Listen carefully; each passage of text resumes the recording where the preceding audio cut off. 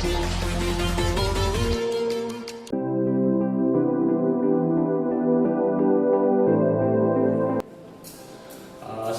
pagi dan selamat datang.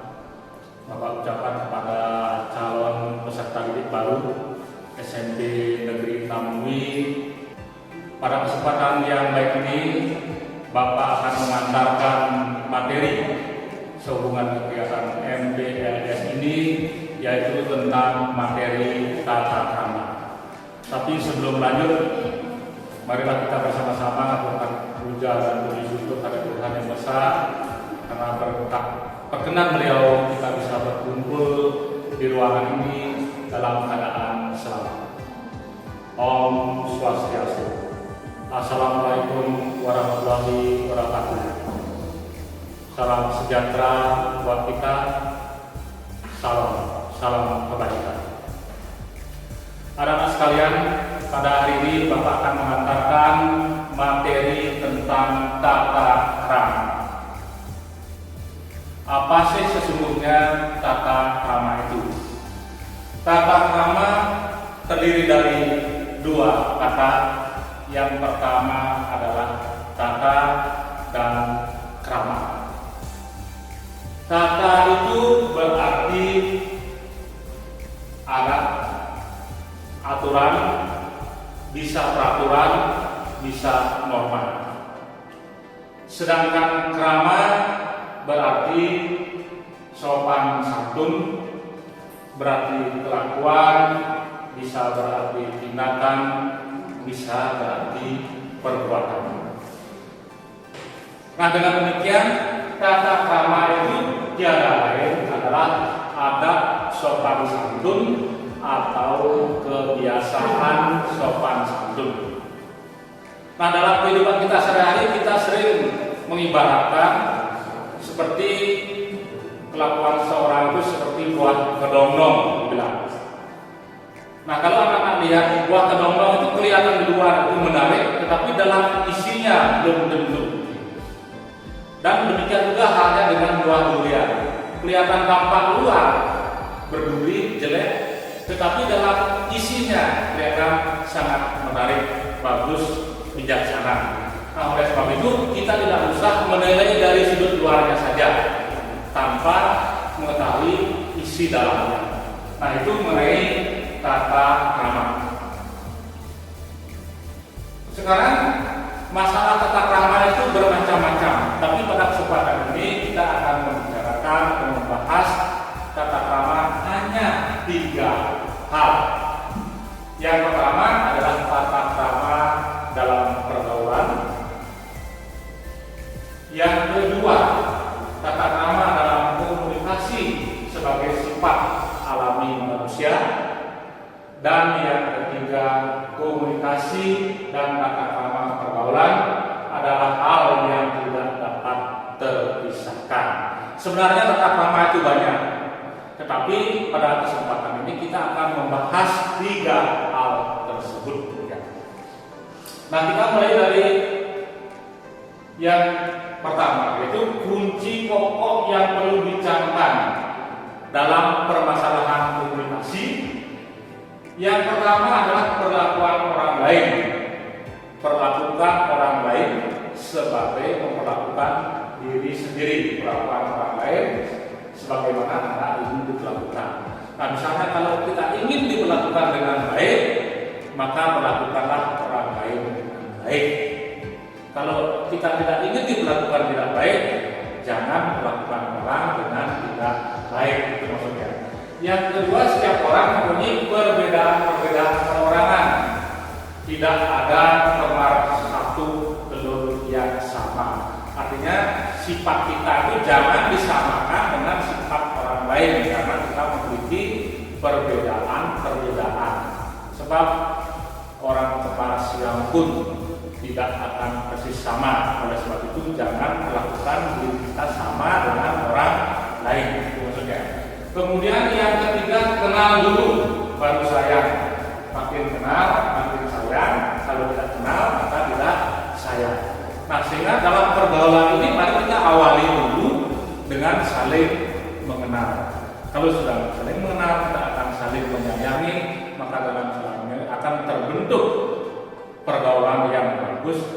yang habis demikian. Kemudian kita mulai dari ke tata krama dalam hal berbicara. Nah, tetua kita mengatakan kalau berbicara peliharalah lidah. Kalau berbicara peliharalah lidah, walaupun lidah tidak bertulang. Artinya dalam kita berbicara kita harus berhati-hati supaya kita tidak menyinggung perasaan orang lain. Nah, itu tata krama dalam kita berbicara.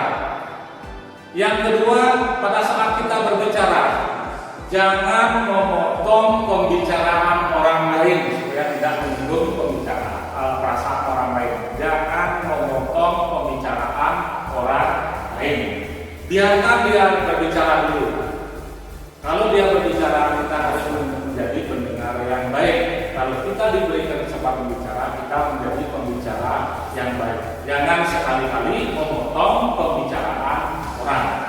Kemudian perhatikan siapa yang akan diajak berbicara. Perhatikan. Jangan misalnya tidak memandang orang yang diajak berbicara, sehingga orang yang diajak berbicara bisa merasa tersinggung. Kemudian dalam bicara lagi, bukan itu saja. Misalnya Anda berbicara sambil berkaca pinggang, hindari, akan kelihatan menantang. Kemudian pada saat bicara jangan Anda masukkan tangan ke dalam saku, tidak benar ini, tidak benar. Nah, oleh sebab itu perhatikan tata krama pada saat berbicara sehingga lawan bicara Anda menjadi merasa nyaman dan tertarik. Nah, itu beberapa hal sehubungan dengan tata krama dalam hal berbicara. Kemudian yang kedua, tata krama berpenampilan. Nah, penampilan itu akan mencerminkan jiwa seseorang, karakter seseorang. Maka dalam tata krama berpenampilan ada beberapa hal yang perlu diperhatikan. Nah, anak-anak sebagai siswa, jadi yang pertama adalah dalam tata krama berpakaian. Nah, dalam tata krama berpakaian ada beberapa hal yang perlu diperhatikan. Jelas, anak sebagai siswa akan masuk menggunakan pakaian seragam. Pergunakan pakaian seragam sesuai dengan hari. Misalnya kalau hari Senin Selasa pakai putih biru, pakai dasi, pakai topi. Kemudian hari Selasa Rabu anak akan pakai batik. Jumat Sabtu pakai pramuka. Pakailah pakaian itu. Kemudian pada saat berpakaian mohon baju dimasukkan ke dalam. Mohon masukkan baju ke dalam. Pakai ikat pinggang, pakai dasi. Ini tata krama dalam berpakaian ke sekolah. Nah, kalau pada saat berolahraga, pergunakanlah pakaian olahraga sesuai dengan kostum ataupun seragam sekolah. Jangan menggunakan pakaian yang lain, pakai pakaian olahraga. Usahakan pakaian olahraga itu jangan terlalu ketat sehingga tidak mengganggu gerakan kita pada saat melakukan aktivitas. Jadi pakai pakaian olahraga yang nyaman. Kemudian memakai pakaian harus cocok dengan situasi dan tempat. Misalnya pada saat purnama kita harus pakai pakaian sembahyang, pakai pakaian sembahyang. Jangan menggunakan pakaian tidak pakaian sembahyang. Kemudian jangan pakai perhiasan yang berlebihan. Misalnya, anak menghadiri pesta, boleh meriah, tapi jangan berlebihan. Nah, itu beberapa hal yang harus pahami dalam tata krama berpenampilan. Dalam hal ini adalah dalam berpakaian. Kemudian yang ketiga adalah tata krama dalam jalan bersama. Nah, beberapa hal yang perlu diperhatikan dalam tata krama berjalan. Yang pertama misalnya laki-laki itu kalau anak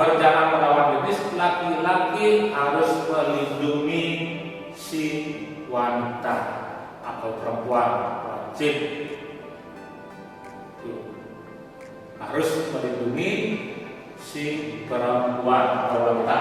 Yang kedua, kalau ada dua wanita dan satu pria berjalan di sisi berdekatan dengan lalu lintas, seperti yang cowok mungkin. Sudah.